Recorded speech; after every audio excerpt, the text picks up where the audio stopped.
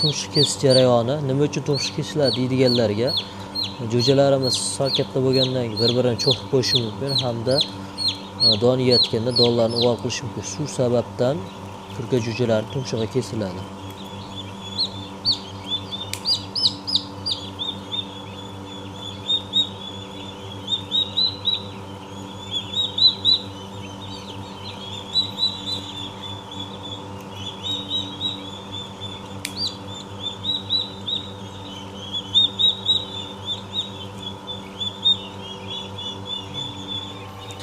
Yo'dagilar navbatda turishibdi. Qarasa mana tumshuqlari kesilgandan keyingi holat.